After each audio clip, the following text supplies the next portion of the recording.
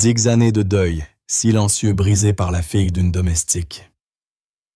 Fixant le portrait de son fils disparu, elle murmura « Monsieur, ce garçon, il a vécu avec moi à l'orphelinat. » Pendant 10 ans, le milliardaire Henri Colmont, magnat de l'immobilier, avait vécu comme un fantôme dans son propre manoir.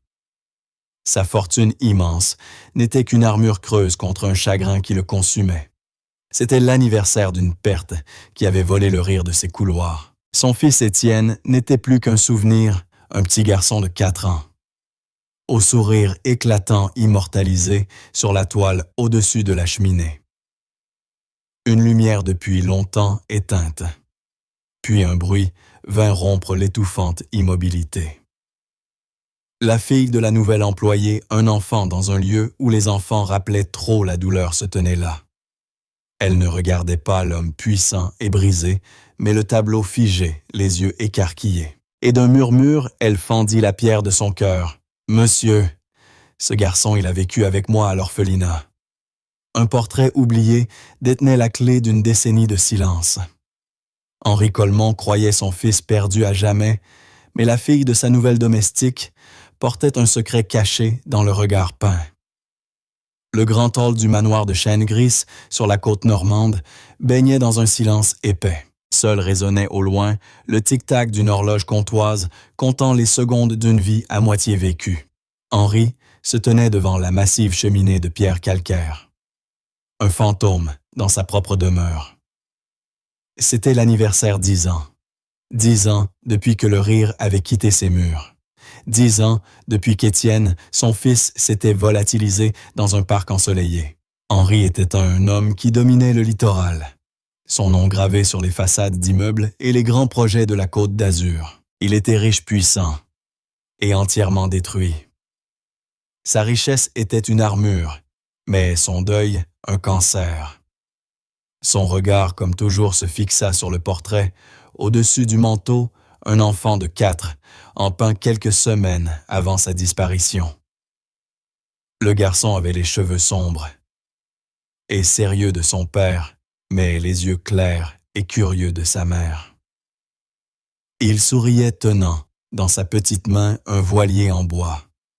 L'artiste avait capturé la lumière qui l'habitait, une lumière désormais éteinte. Un léger bruit de pas troubla le silence. Henri se retourna irrité, sa colère était une lame froide. Il avait donné des ordres stricts, ne pas être dérangé aujourd'hui. C'était la nouvelle domestique Béatrice, une femme discrète et consciencieuse engagée depuis 2 semaines. Elle tenait un chiffon, le visage pâle de peur. Elle n'était pas censée se trouver dans cette aile, et elle n'était pas seule. À moitié cachée derrière elle, une fillette mince, aux grands yeux bleus et aux cheveux blonds en désordre le fixait. Elle paraissait d'avoir 12 ans. « Monsieur Colmont, je suis tellement désolée, » murmura Béatrice d'une voix tremblante. « Ma voiture est tombée en panne ce matin, je n'avais personne. Je lui avais dit de rester à la cuisine. »« Chloé, je te l'avais dit. » Le regard d'Henri était glacé. Il n'aimait plus les enfants, pas depuis longtemps. Ils étaient le rappel douloureux d'une vie qui n'était plus la sienne. « La cuisine est en bas, Béatrice. Ramenez-la. »« Oui, monsieur. File Chloé vite. » La voix de la femme n'était plus qu'un souffle paniqué. Elle tira le bras de sa fille, mais l'enfant ne bougea pas. Elle restait immobile, sans regarder ni Henri, ni la cheminée, ses yeux fixés sur le tableau. Sa tête s'inclina légèrement. Son expression passa de la curiosité à une confusion profonde, comme si elle tentait de replacer un souvenir égaré. « Chloé, » supplia Béatrice en tirant plus fort, « nous devons partir. » L'enfant fit un pas puis un autre avançant vers la cheminée. Elle s'arrêta juste devant le foyer, levant les yeux vers le portrait du petit garçon souriant. « Ça suffit, » dit Henri. Sa voix n'était pas forte, mais claqua comme un fouet. « C'est une pièce privée. Sortez !» Chloé se tourna vers lui. Son visage était livide, ses yeux écarquillés, non de peur, mais de reconnaissance bouleversante. « Monsieur !» murmura-t-elle, la voix tremblante. « Ce garçon, Il a vécu avec moi à l'orphelinat. » Les mots résonnèrent dans le vaste hall. Béatrice laissa échapper un cri étranglé, la main sur la bouche. Chloé arrête. « Qu'est-ce que tu racontes? » ?»« C'est le fils de M. Coleman. Présente-lui des excuses tout de suite. » L'air quitta les poumons d'Henri. Le sol sembla se dérober. Il sentit son sang se vider de son visage, une froideur piquante l'envahir. Il s'agrippa au dossier d'un fauteuil en cuir. Le visage du milliardaire devint livide. On aurait pu imaginer un gros titre le mania blêmi sous le choc. C'était vrai. Il se sentit malade. « Qu'as-tu dit? » Sa voix n'était qu'un souffle rauque. « Chloé, tu te trompes. » Béatrice pleurait ouvertement, le regard affolé. Elle connaissait l'histoire, tout le personnel la connaissait, la tragédie indicible d'Henri Coleman. Ce garçon, il est mort il y a des années. « Non, » insista Chloé, tremblante mais déterminée. « Il n'est pas mort. Il était au foyer Saint-Jude. Je le connaissais. Nous l'appelions Mathieu. » Henri resta figé. Devant ses yeux surgit le visage de son épouse pâle et amaigrie sur son oreiller d'hôpital. Il est parti, Henri laisse-le partir. Il avait passé 10 ans à bâtir une tombe autour de son cœur, et maintenant une fillette de 12 ans y frappait de toutes ses forces. « C'est impossible, » dit Henri d'une voix creuse. « Mon fils est mort. »« Non !» cria Chloé, blessée par son ton. « Il était plus âgé quand je l'ai connu, mais c'est lui. Je le sais. Il avait les mêmes yeux. Il dessinait tout le temps des dessins de la mer et d'un grand chien brun. » Henri chancela reculant, comme si elle venait de le frapper. Un chien brun body, un labrador chocolat l'ombre d'Étienne. Un détail si précis, si intime, que personne à part eux ne le connaissait. Les journaux savaient enlèvement, rançon, présumé mort. Mais pas Body. « Tu mens, » murmura-t-il sans conviction. « Non, c'était mon ami, » dit Chloé, les larmes aux yeux. « Il me protégeait. On l'appelait Mathieu le Muet parce qu'il ne parlait jamais. Pas avant longtemps, mais il me parlait à moi. Il disait qu'il n'était pas orphelin, que son vrai nom commençait par un « E », mais qu'il ne s'en souvenait plus. Il disait que son père était riche et qu'il viendrait le chercher, mais personne ne le croyait. Béatrice sanglotait à présent. « Monsieur Coleman, je vous en prie. C'est ma fille adoptive. Je l'ai recueillie du foyer Saint-Jude il y a 3 ans. J'y faisais du bénévolat. » La tête d'Henri se releva brusquement. « Vous l'avez adoptée. »« Oui, monsieur, » dit Béatrice, essuyant ses joues. « Elle y était depuis ses 5 ans. Je l'ai rencontrée pendant que je faisais du bénévolat. Je l'ai adoptée dès que j'ai pu. Elle se trompe parfois. » L'esprit d'Henri s'emballa. Adoptée du foyer Saint-Jude, le même endroit que... Il se redressa, ajusta nerveusement sa veste, les mains tremblantes, au point de se refermer en poing. « Béatrice, emmenez votre fille dans mon bureau. Maintenant. » Il se retourna vers le portrait, vers le sourire figé du petit garçon, la lumière perdue. Il disait que son père était riche et qu'il viendrait de le chercher. 10 années de glace autour de son cœur commençaient à se fendre. Le bureau d'Henri Coleman était un tombeau de bois sombre et de volumes reliés de cuir. Il y flottait une odeur d'argent ancien et d'air renfermé. Une seule lampe diffusait une lumière dorée sur le vaste bureau. Béatrice guida Chloé vers une chaise raide. La fillette s'assit au bord, les pieds ne touchant pas le tapis. Béatrice resta debout près de la porte, tordant. Un chiffon dans ses mains, les yeux oscillant entre sa fille et son employeur. Henri ne s'assit pas. Il demeura debout face à la cheminée froide, le dos tourné. Il essayait de respirer. 10 ans. 10 ans de fantôme. 10 ans à claquer les portes à l'espoir parce que l'espoir était un poison, celui qui avait détruit sa femme. Éléonore avait suivi chaque piste, consulté chaque médium, payé chaque imposteur, promettant une vision. Cela l'avait vidé, jusqu'à n'être plus qu'un souffle fragile. Puis le silence. Henri avait choisi une autre voie. Il avait enseveli son chagrin, accepté l'inacceptable. Et maintenant, cet enfant aux yeux d'un bleu d'hiver venait fissurer le tombeau. Il se retourna le visage de Pierre. Commence depuis le début. Ne laisse rien de côté. Chloé déglutit. Le silence était si profond qu'on entendait le lourd tic-tac de l'horloge du couloir. « J'avais 5 ans quand je suis arrivée au foyer Saint-Jude », commença-t-elle d'une voix timide. « Je ne me souviens pas de mes vrais parents. Maman Béatrice, c'est la seule mère que j'ai jamais eue. Je l'ai rencontrée quand elles étaient bénévoles. Elle m'a adopté il y a 3 ans. Mais avant, j'étais là-bas, à Saint-Jude. »« Et le garçon ?» demanda Henri d'un ton neutre. « Parle-moi du garçon. »« Il l'appelait Mathieu, » répondit Chloé. « Il était déjà là quand je suis arrivé. Il dormait dans le dortoir des grands garçons.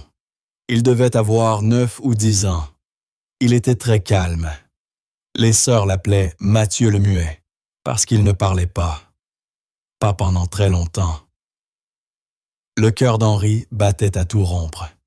Étienne, son fils, avait été un enfant vif, bavard. Rieur. Mathieu le Muet. Quel traumatisme pouvait transformer ainsi un enfant.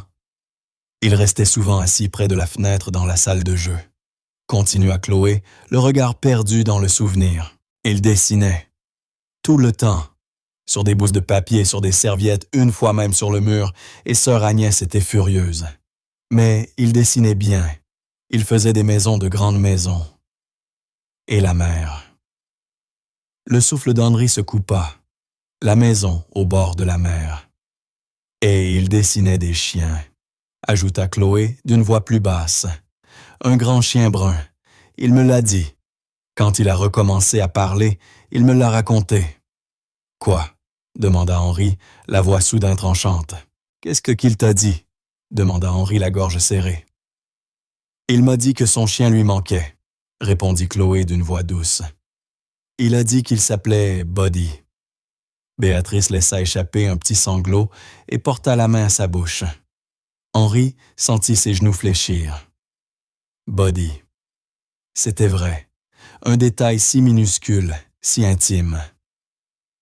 Il disait que Buddy adorait courir sur la plage, ajouta Chloé, et qu'il aimait poursuivre les mouettes. Il disait. Le chien aboyait encore, mais les oiseaux allaient trop vite. Une mémoire parfaite, un fragment d'une vie volée. Henri s'en souvenait un après-midi ensoleillé à la maison du bord de mer Étienne, venait d'avoir 4 ans riant, aux éclats, tandis que Buddy courait derrière un vol de mouettes au ras de l'eau. Il disait que le chien aboyait et aboyait. Comment? Henri eut du mal à articuler. Comment connais-tu ce garçon?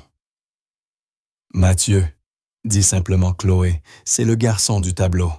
Ses yeux, je n'oublie jamais les yeux. Elle glissa la main dans la poche de sa robe et en sortit un petit papier plié, jauni par le temps, les plis presque déchirés. C'était un dessin d'enfant. Elle le tendit à Henri, dont la main tremblait tellement qu'il eut du mal à le prendre. Il le déplia. C'était un dessin maladroit au crayon de couleur. Une petite fille aux cheveux jaunes tenait la main d'un garçon plus grand. Au-dessus d'eux, un grand chien brun dessiné à la hâte. « Il me l'a donné », murmura Chloé. Je pleurais parce qu'un des grands garçons de Nid, il avait essayé de me prendre mon médaillon. Elle porta la main à une fine chaîne d'argent autour de son cou. Le regard d'Henri suivit le geste. « Où as-tu eu ça ?» demanda-t-il. « Mon grand-père », répondit Chloé, le menton relevé avec une pointe de fierté. « Le père de maman, le capitaine Émile Ray. C'est un ancien militaire. Il est venu avec maman un jour où elle faisait du bénévolat au foyer Saint-Jude. Il m'a rencontré. Il a dit que j'étais une petite soldate courageuse. Il m'a offert ce médaillon et m'a dit de ne jamais l'oublier. » Béatrice parla à son tour, la voix tremblante. « Mon père, il a vu quelque chose en elle. Il m'a dit, « Celle-là, Béatrice, c'est une battante. » C'est à ce moment-là que j'ai su que je devais l'adopter. Il m'a fallu presque 1 an pour que les papiers aboutissent. Henri hocha la tête. Émile Ray. Il connaissait ce nom. Un héros local, décoré, réputé pour sa droiture et sa volonté inflexible. Ce n'était pas une famille de menteurs. Mathieu m'a donné le dessin, reprit Chloé, fixant la feuille dans les mains d'Henri. Il n'a rien dit à Denis. Il s'est juste mis devant moi. Il le fixait sans colère. Juste comme mon grand-père parfois. Denis a eu peur et m'a rendu mon médaillon. Mathieu m'a donné ce dessin après. Il a dit que c'était pour que je me souvienne que j'avais un protecteur. Henri contempla longuement le dessin. Un protecteur, son fils, qu'il n'avait pas su protéger. Tu as dit que Béatrice t'a adopté il y a 3 ans, reprit-il réfléchissant à toute vitesse. Qu'est-il arrivé à Mathieu? Il s'est enfui, répondit Chloé doucement. C'était environ 1 semaine avant que maman vienne me chercher. Donc oui, il y a 3 ans. Il grandissait, il devait avoir 13 ou 14 ans. Il détestait cet endroit. Il m'a dit qu'il allait retrouver sa vraie maison. Il disait qu'il se souvenait d'un portail, un grand portail en fer noir avec une lettre dessus. Le regard d'Henri se tourna instinctivement vers la fenêtre vers la longue allée, serpentant jusqu'au grand portail en fer forgé de son domaine, celui orné d'un C stylisé pour Colmont.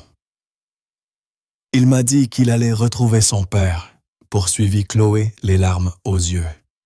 Et puis, il a disparu. Les sœurs ont dit qu'il s'était enfui. Je ne l'ai jamais revu.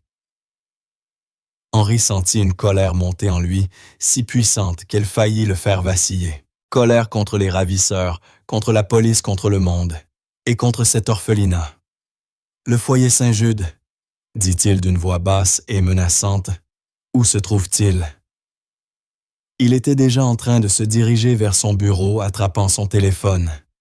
Il allait appeler son chef de la sécurité, David Lefebvre, puis le commissaire de police.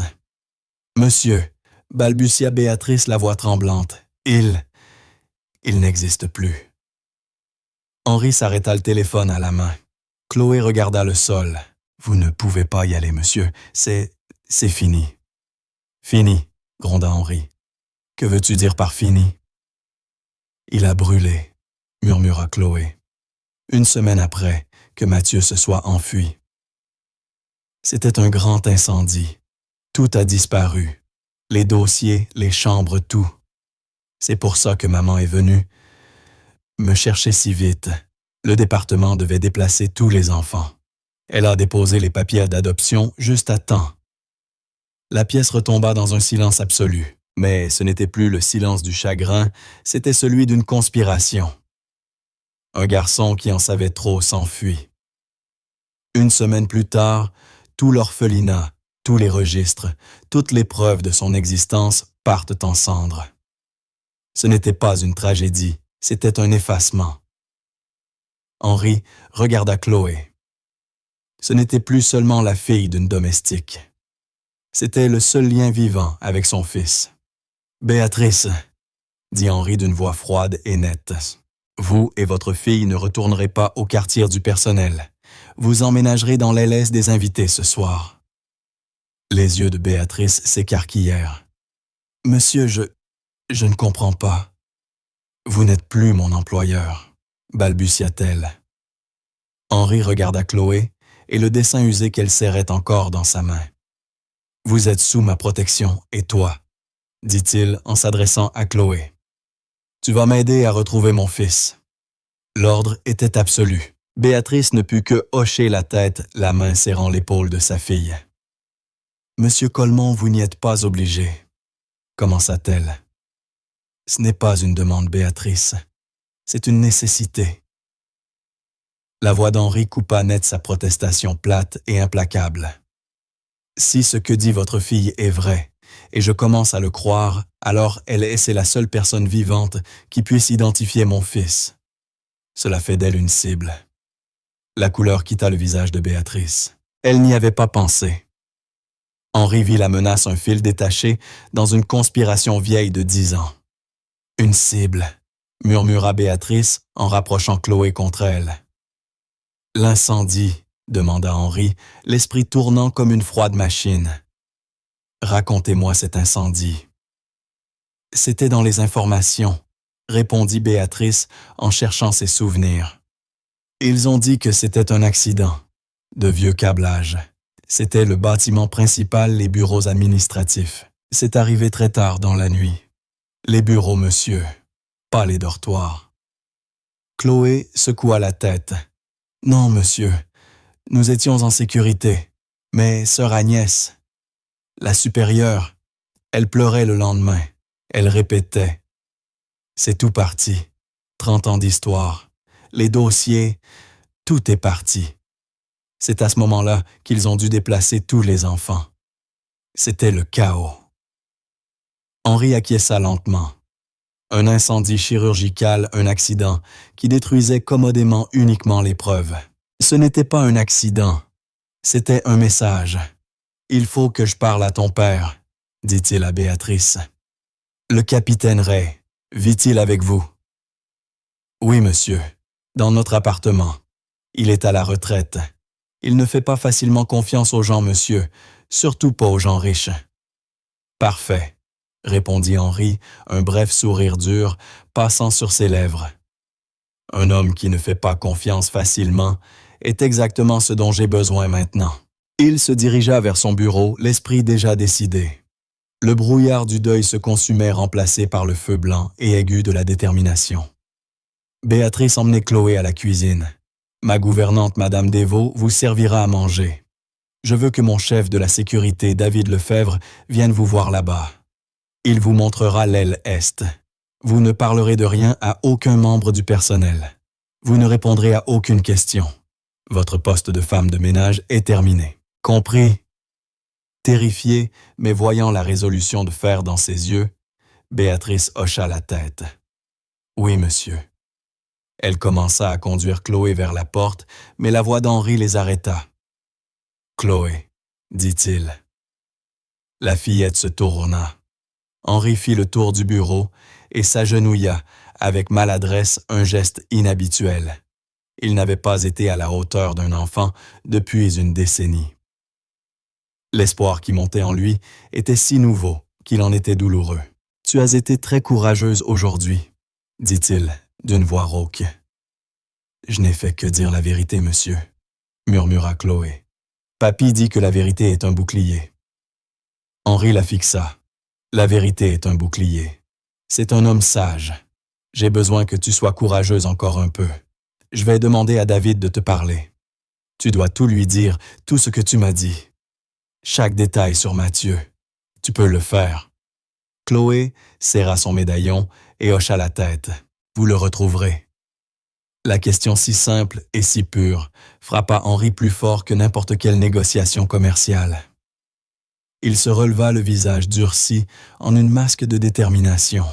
« S'il est en vie, » dit Henri Colmont, « je démantèlerai le monde pour le retrouver. » Béatrice et Chloé quittèrent la pièce.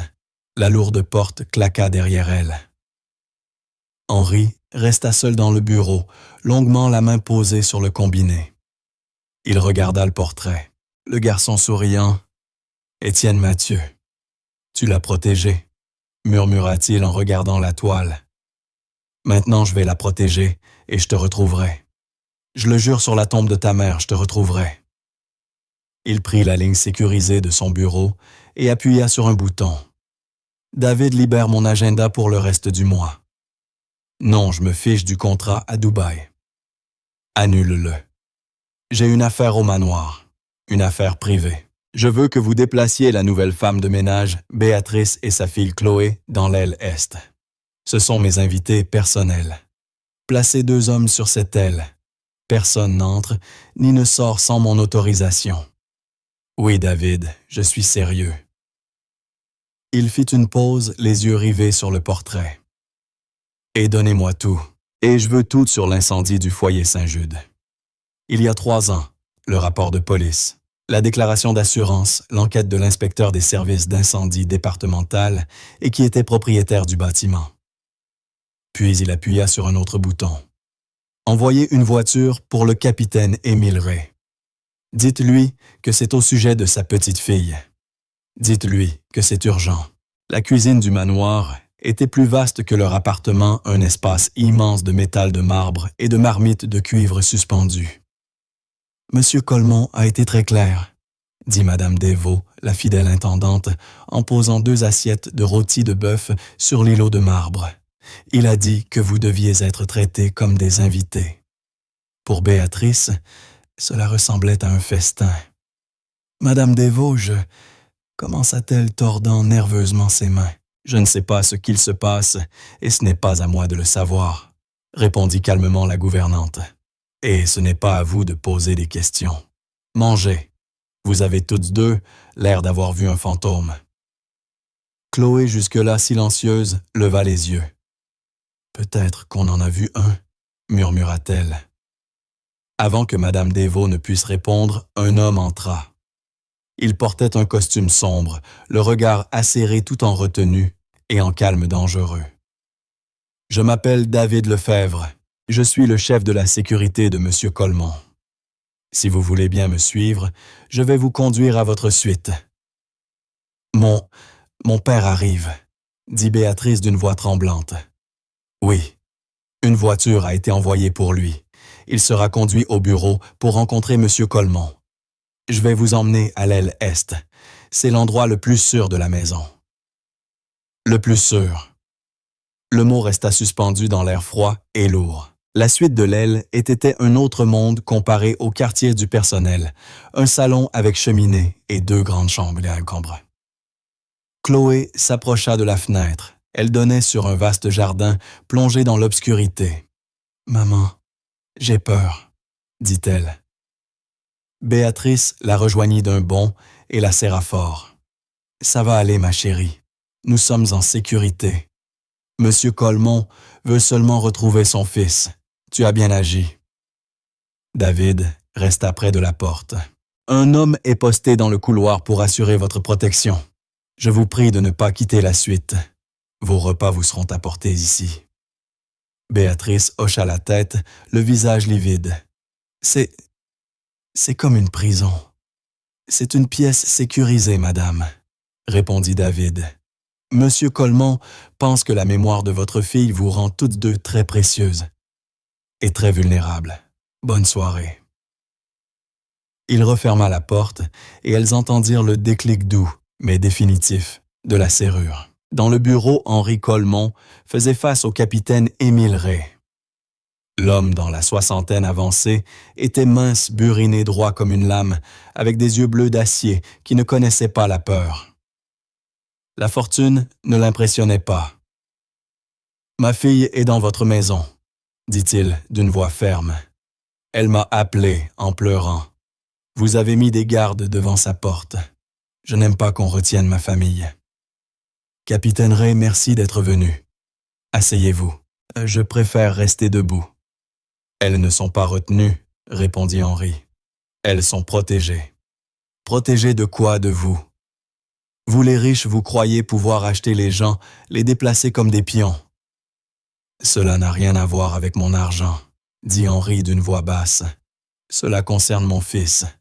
Votre petite fille croit l'avoir connu. » Le regard du capitaine resta fixe. « Je sais ce qu'elle a dit. Chloé ne ment pas, mais c'est une enfant. C'est triste, monsieur Colmont, mais sans doute une erreur. »« Elle connaissait son chien, » dit Henri. Émile Ray se figea. « Elle savait qu'il s'appelait Body, » poursuivit Henri. « Elle savait qu'il courait après les mouettes sur la plage. Ce détail n'a jamais figuré dans aucun journal. C'était un souvenir de famille privée. » Les yeux du vieux capitaine se plissèrent. En militaire, il savait reconnaître la valeur d'un fait précis. « Un chien brun, » murmura-t-il. « Elle m'a parlé du garçon, celui qui la protégeait, celui qui dessinait. »« Votre petite fille, » dit Henri, « est la première piste crédible que j'ai eue depuis 10 ans. Elle m'a dit que le foyer Saint-Jude a brûlé il y a 3 ans, 1 semaine après la disparition de mon fils Mathieu. Émile Ray n'était pas un naïf. Il avait survécu à la guerre en apprenant à reconnaître les pièges. Un incendie pour effacer les traces, brûler les dossiers. Exactement. Ce qui signifie que ceux qui ont pris mon fils savaient qu'il était là. Et s'ils apprennent qu'une fillette se souvient de lui, qu'elle peut l'identifier. Alors cet enfant devient une cible, un témoin à faire taire. Le vieux soldat regarda le milliardaire. Pour la première fois, ils n'étaient plus deux hommes de mondes opposés, mais deux hommes unis par un même but. « Quel est votre plan ?» demanda Émile. « Mon chef de la sécurité David va interroger Chloé. J'aimerais que vous soyez présent. Elle a confiance en vous. Elle aura besoin de vous. Et vous, que ferez-vous? » « Je vais découvrir qui a allumé l'incendie, » répondit Henri Arze. David entra un dossier à la main. Il regarda Henri puis le capitaine. « Monsieur le rapport préliminaire sur l'incendie. »« Allez-y, » dit Henri. « Foyer Saint-Jude. L'incendie date d'il y a 3 ans. Le rapport officiel, signé par l'inspecteur des incendies, un certain Peters, conclut à un accident court-circuit. Le bâtiment a été entièrement détruit. »« Un accident, » répéta Henri. « J'ai vérifié cet inspecteur Peters, » poursuivit David d'un ton neutre. « Il a pris sa retraite anticipée 2 semaines après avoir signé le rapport. Il a acheté un appartement en bord de mer à Nice payé comptant, et un bateau de 12 mètres payé comptant aussi, avec un salaire d'inspecteur. » Émile Ray poussa un grognement sombre. « On l'a acheté. Une opération de nettoyage. »« C'est pire encore, monsieur, » ajouta David en ouvrant le dossier. « J'ai vérifié les registres fonciers. Le foyer Saint-Jude n'appartenait pas au diocèse. Il appartenait à une fondation privée. »« Quelle fondation ?» demanda Henri, les mâchoires serrées.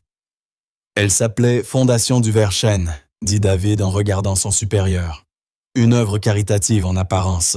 J'ai cherché son principal donateur. En fait, son seul donateur depuis 15 ans, une société écran enregistrée au Delaware. » Un froid plus terrible que le chagrin s'abattit sur Henri Colmont. « Quelle société ?» demanda-t-il d'une voix basse. David baissa les yeux sur le dossier. « C'est une filiale de votre propre groupe, monsieur, du groupe Colmont Développement. » Le silence tomba comme une chape de plomb. Dans le couloir, l'horloge battait les secondes. Le capitaine Ray fixa Henri. Qu'a-t-il dit? Le visage du milliardaire était livide. Son sang battait à ses tempes. Il s'approcha du bureau et s'y agrippa. « Il a dit, » murmura Henri d'une voix tremblante, « que quelqu'un a utilisé mon propre argent pour financer l'orphelinat où mon fils était caché. » L'implication était monstrueuse. Les ravisseurs n'étaient pas des étrangers. L'ennemi n'était pas à l'extérieur des grilles. L'appel venait de l'intérieur de la maison. Une goutte de sueur glissa le long de sa tempe. La pièce n'était pas chaude. Pourtant, il suffoquait. 10 ans.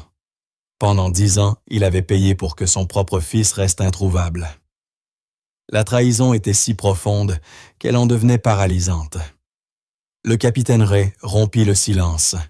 « Monsieur Colmont, vous avez un serpent dans votre nid depuis une décennie. » Henri releva la tête, les yeux brûlants.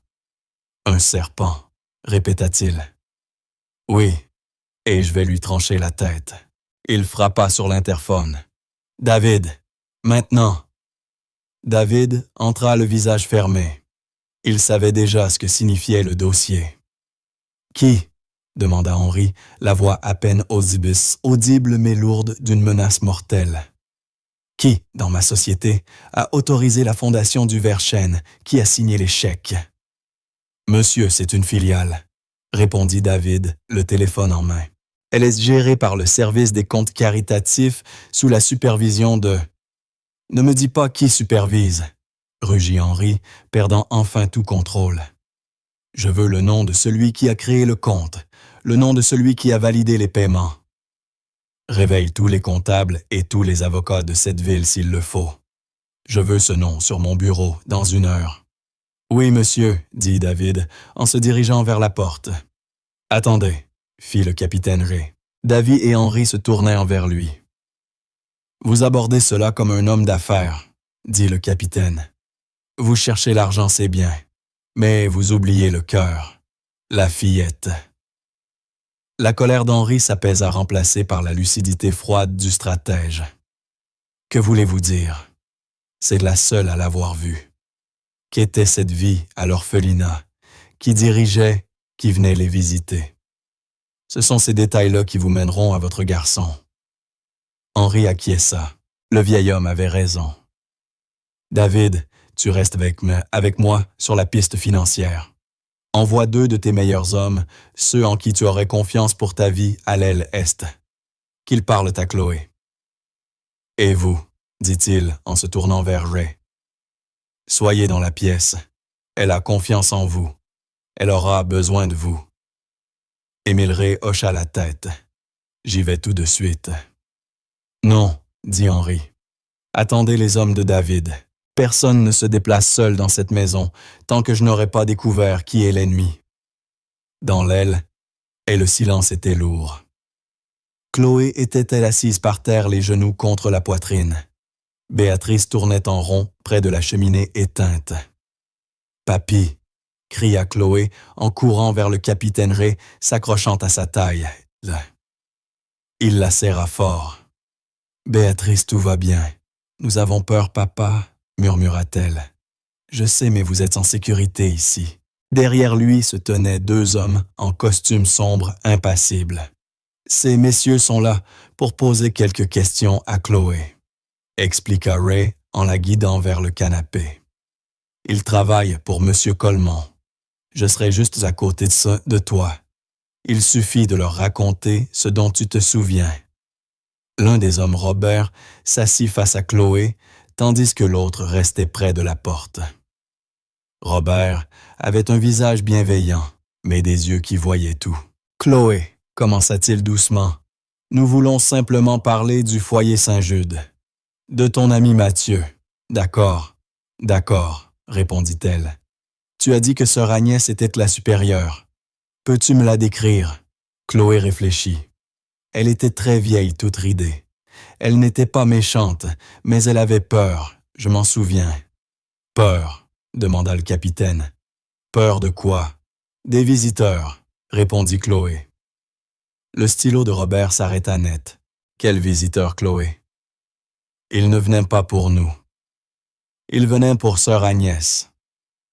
Ils arrivaient parfois à la nuit, dans une grande voiture noire, très silencieuse. »« Une voiture noire, » répéta Robert. « As-tu déjà vu les gens dans la voiture? »« Une seule fois, » dit Chloé, la voix baissant.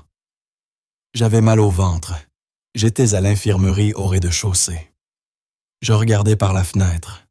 La voiture s'est arrêtée. Il était tard. Et qu'as-tu vu? Un homme est sorti, très grand. Il portait un chapeau et il avait une bague. Je m'en souviens parce qu'elle brillait quand il a pointé le doigt vers sœur Agnès. Elle avait l'air de vouloir pleurer. « Une bague ?» demanda Robert penché en avant. « À quoi ressemblait-elle? » Elle était grosse en or avec une pierre verte au centre. Une pierre verte foncée. Il m'a fait peur. Il a levé les yeux et je me suis caché. J'ai eu l'impression qu'il me voyait même dans le noir. David regarda son supérieur. Elle s'appelait la Fondation du Verchêne, dit-il. Une œuvre caritative. J'ai cherché son principal donateur, en fait son seul donateur depuis 15 ans, une société écran enregistrée au Delaware. Un froid plus terrible que le chagrin s'abattit dans l'estomac d'Henri Coleman. « Quelle société ?» demanda-t-il. David baissa les yeux sur les papiers. « C'est une filiale du groupe Coleman Développement, monsieur, votre société. » La pièce tomba dans un silence absolu. L'horloge du couloir marquait les secondes. Le capitaine Ray fixa Henri. Qu'a-t-il dit? Le visage du milliardaire était blême. Le sang martelait ses tempes. Il alla jusqu'au bureau et s'y agrippa. « Quelqu'un a utilisé mon propre argent pour financer l'orphelinat où mon fils était caché, » murmura Henri d'une voix basse et tremblante.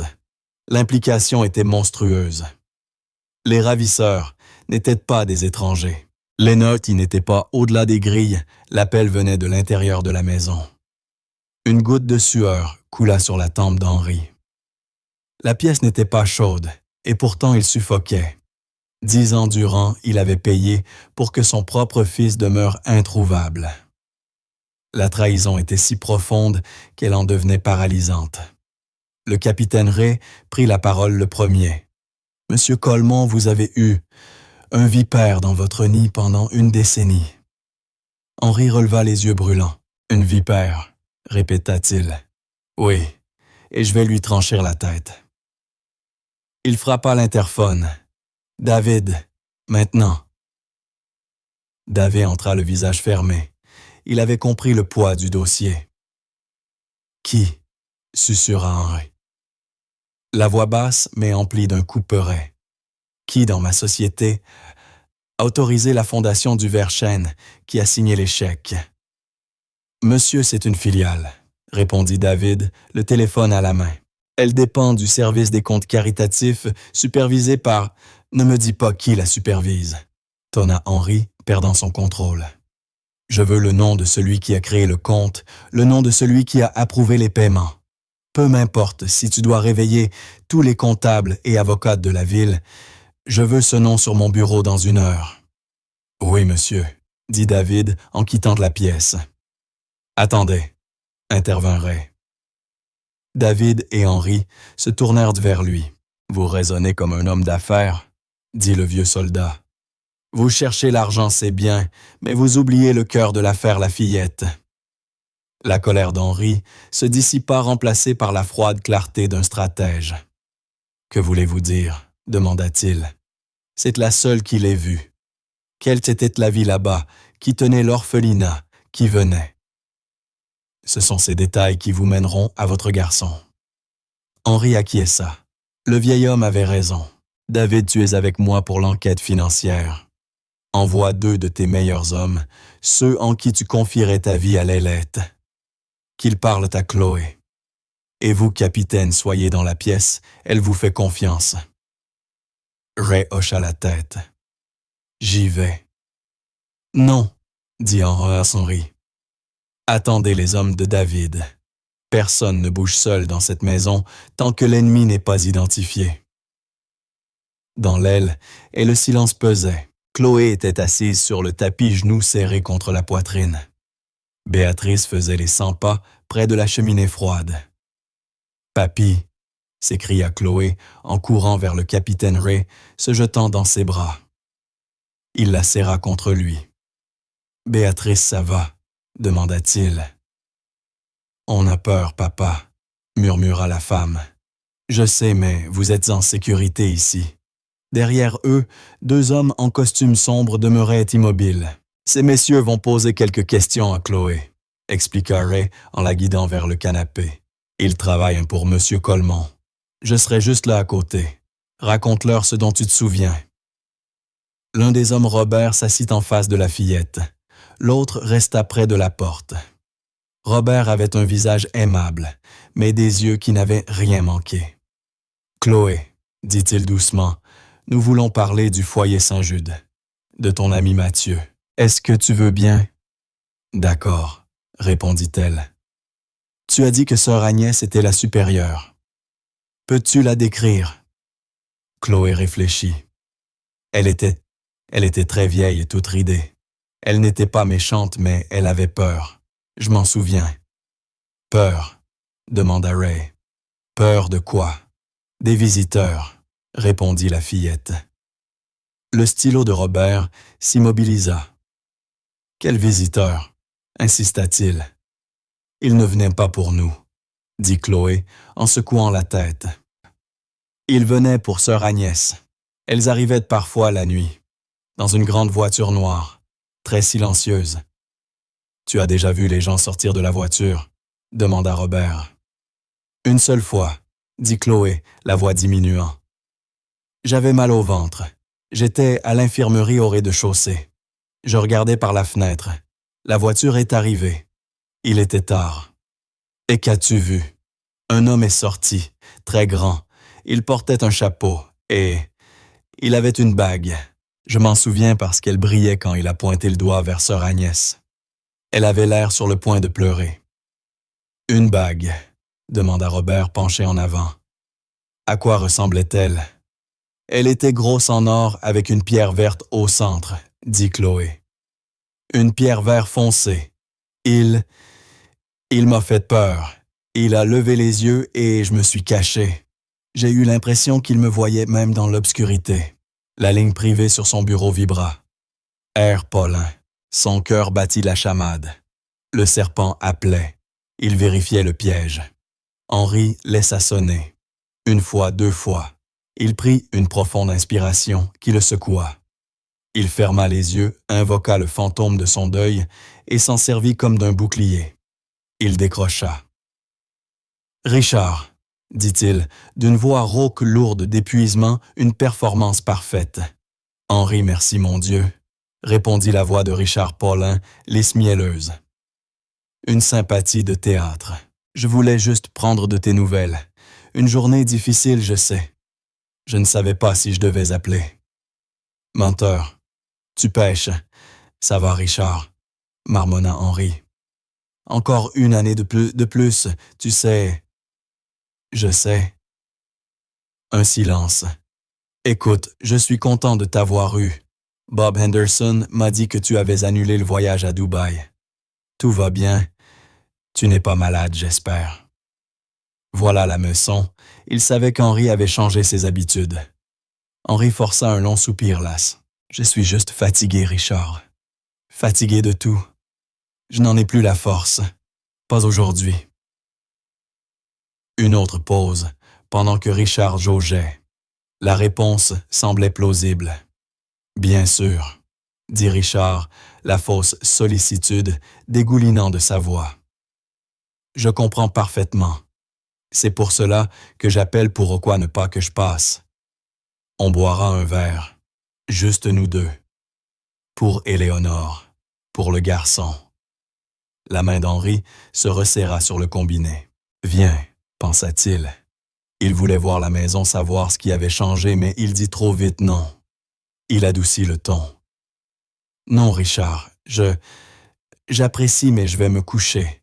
Je veux juste être seul. Tu es sûr, je suis à 10 minutes. »« Oui, » répondit Henri, la voix ferme mais lasse. « Merci, Richard. Bonne nuit. » Il raccrocha. Il tremblait non de peur, mais de rage. « Il ne me croit pas, » dit-il à la pièce vide. « Il arrive. » Il appuya sur l'interphone.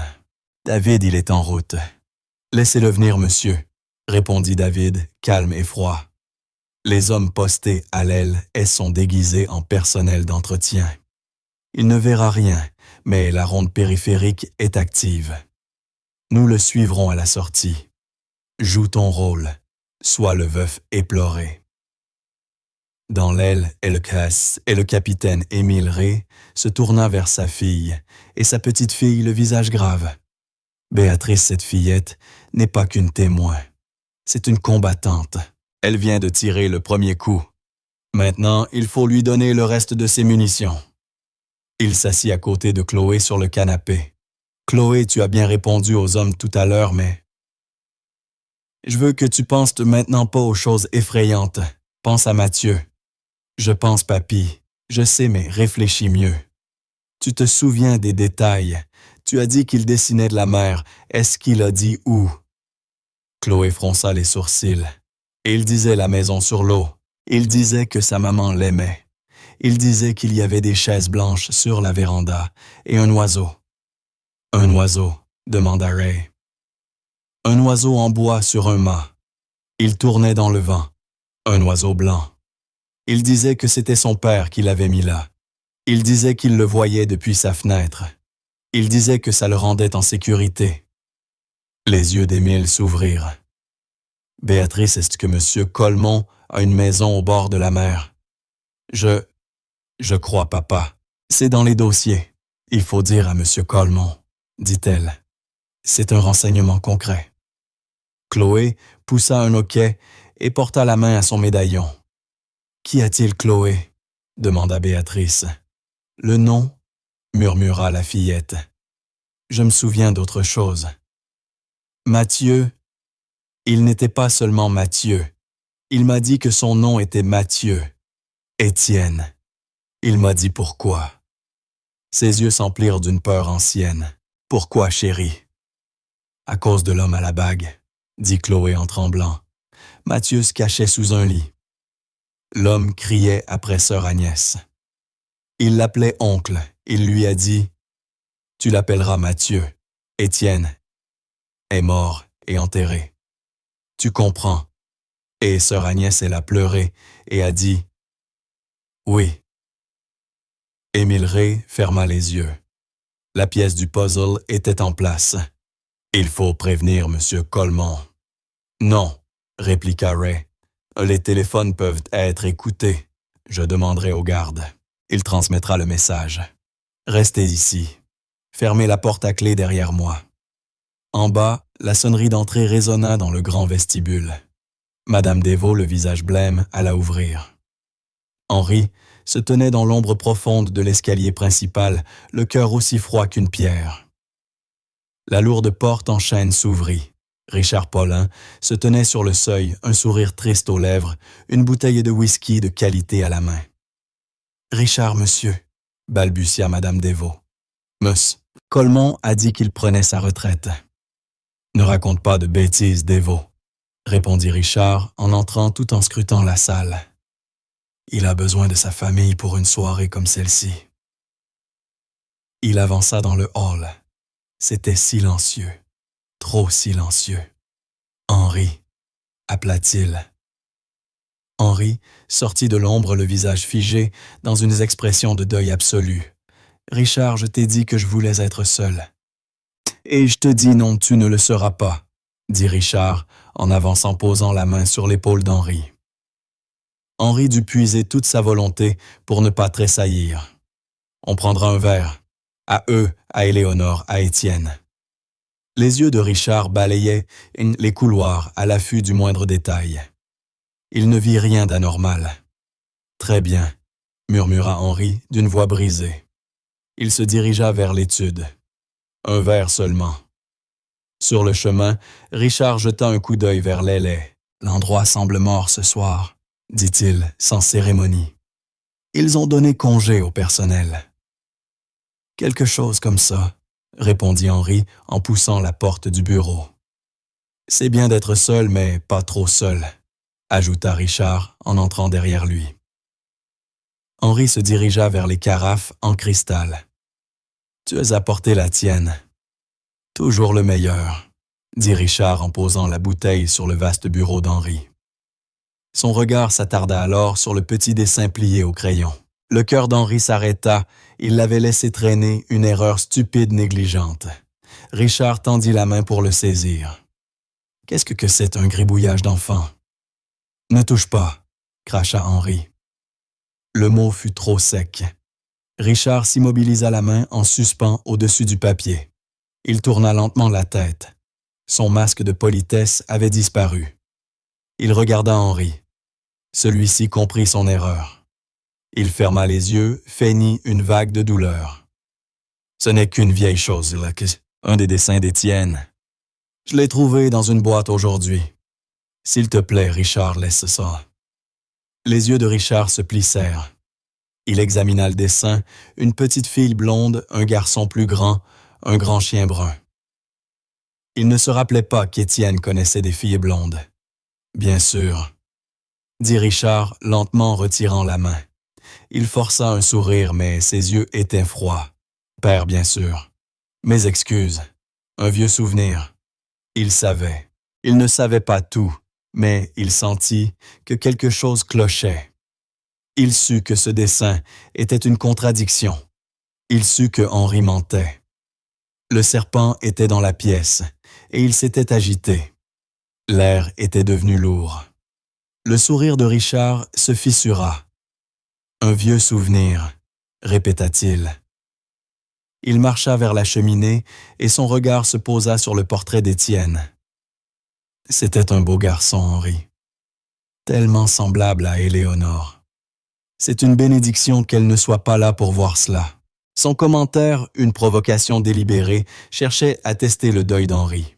Celui-ci eut un sursaut non d'effroi, mais d'effort pour ne pas se jeter sur l'homme. « Nous l'aimions tous », parvint-il à dire. Il alla vers la carafe. « Un verre. »« Tu as dit un seul verre. »« Oui, un seul. » Les yeux de Richard le suivirent.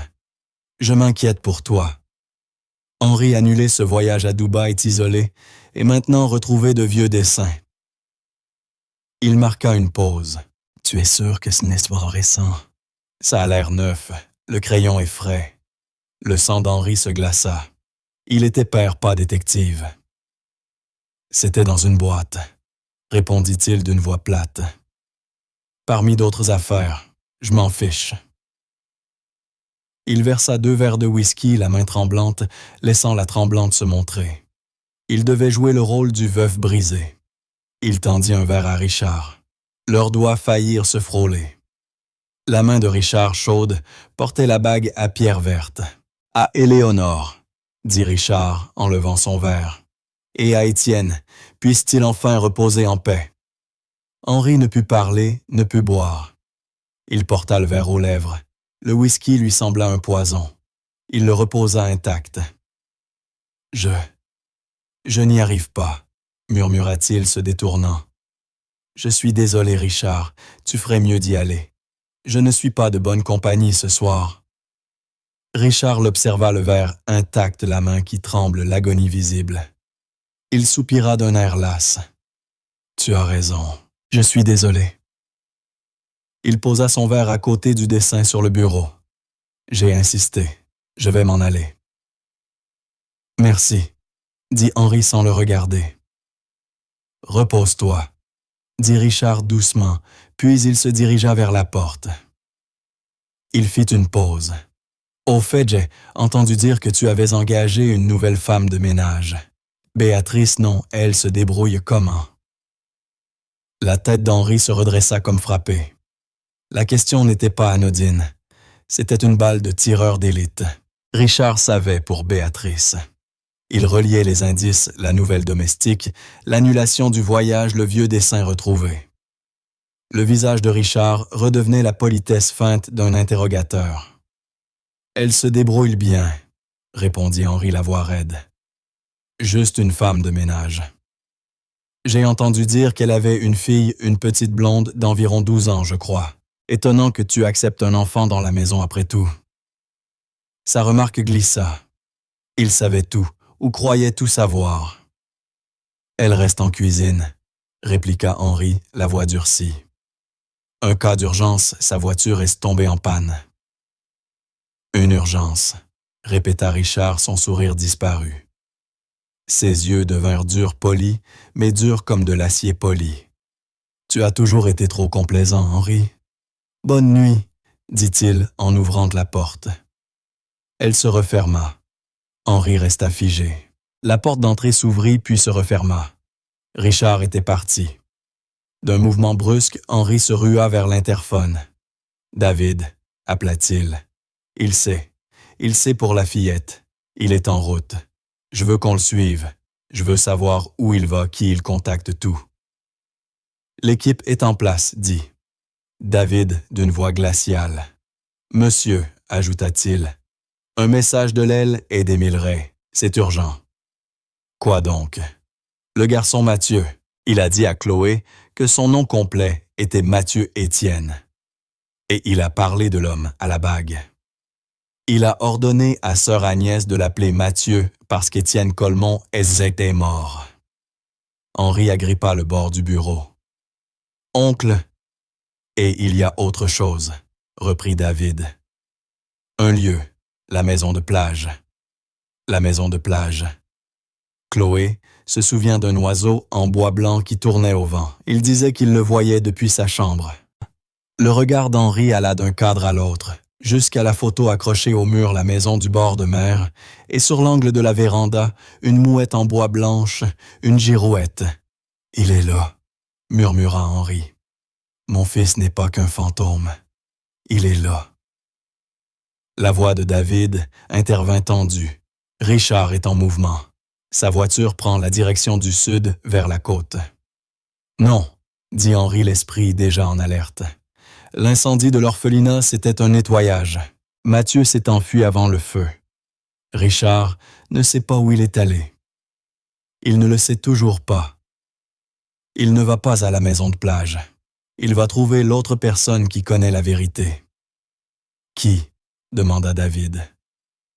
Sœur Agnès, répondit Henri, la voix meurtrière. La supérieure, celle qui a touché la somme.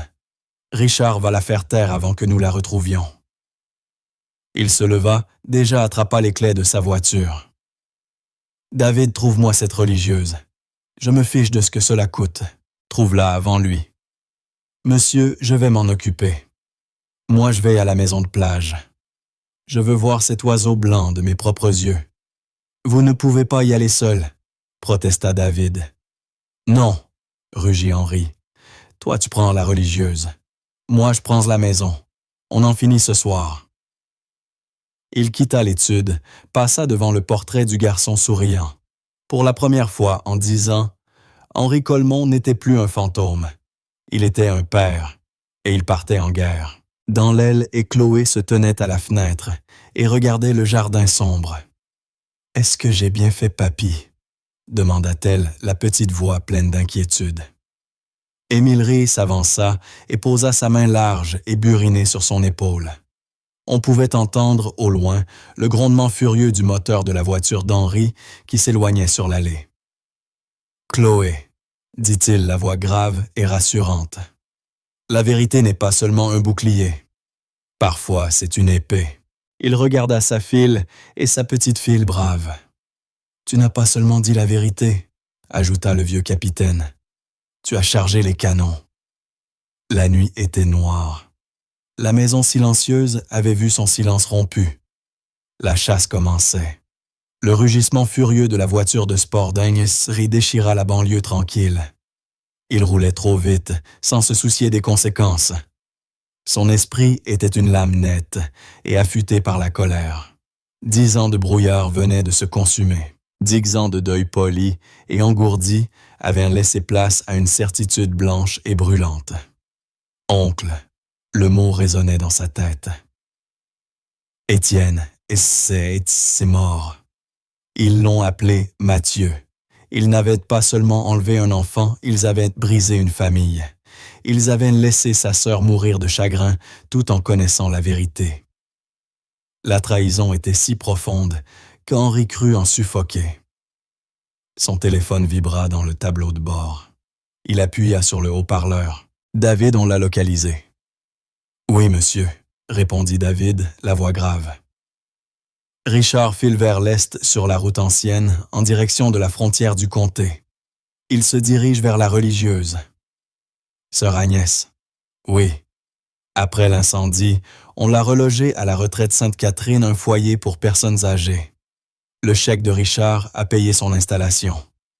Bien sûr que oui, cracha Henri. Il a payé son silence pendant 3 ans. Il est à 10 minutes. Nous sommes 5. On l'aura, monsieur. Je promets. Où êtes-vous? Sur la route côtière. L'air sent le sel. J'y suis presque. Je dois savoir, je dois voir. Soyez prudent, monsieur. On ne sait pas ce que vous trouverez. La ligne tomba. Henri vira sur l'allée de gravier privé qui menait à la maison de plage.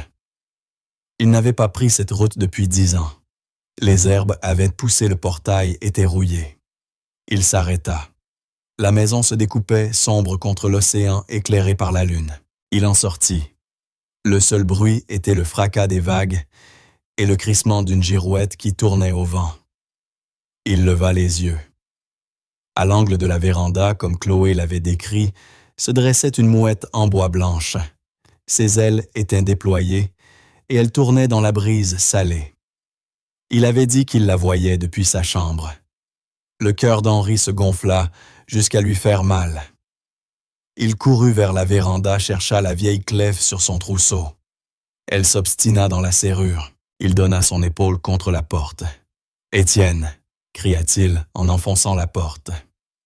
Elle céda et la maison s'ouvrit sur le silence intérieur. « C'est fini » dit Henri. Il se tourna vers le vieux capitaine. « Émile, votre petite fille, c'est une héroïne. Elle a sauvé mon fils. Elle m'a sauvé.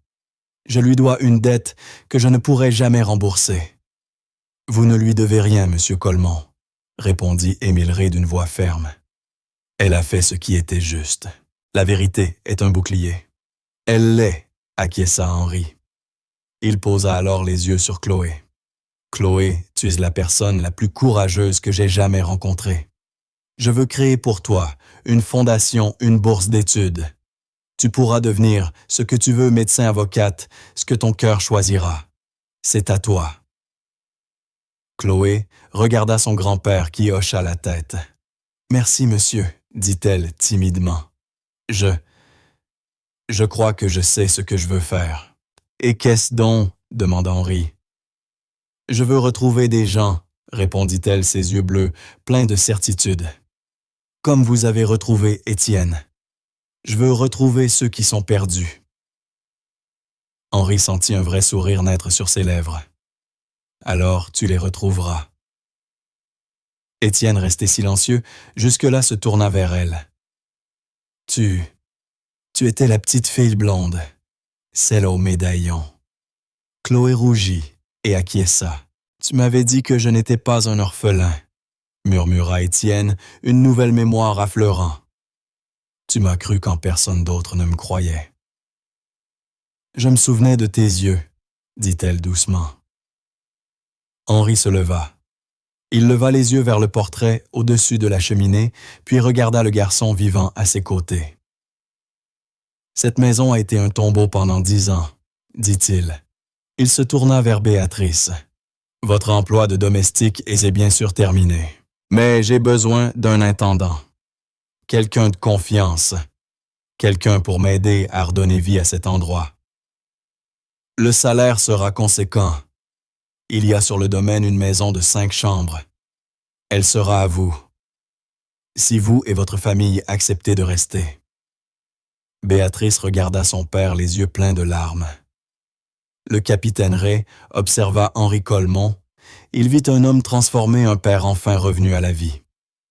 Il hocha la tête. « Ce serait un honneur, monsieur. » Vos.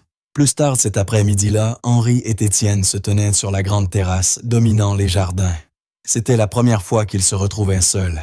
« C'est immense, » dit Étienne. « Trop grand, » répondit Henri avec un sourire triste. Il posa une main maladroite sur l'épaule de son fils.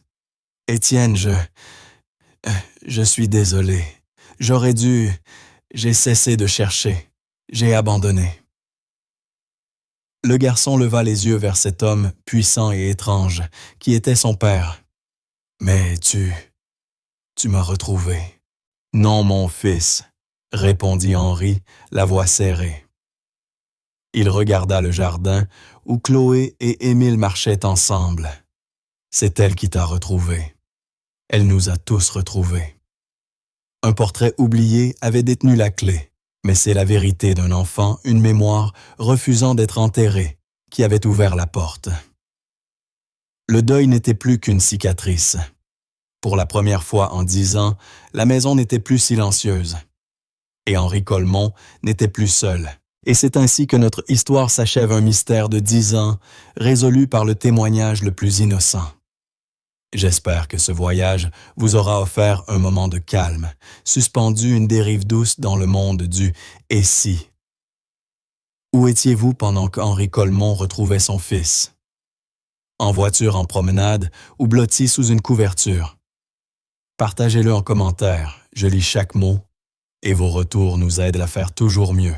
Et si vous souhaitez être là pour le prochain mystère que nous dévoilerons, n'oubliez pas d'aimer et de vous abonner. Merci d'avoir passé ce moment avec nous.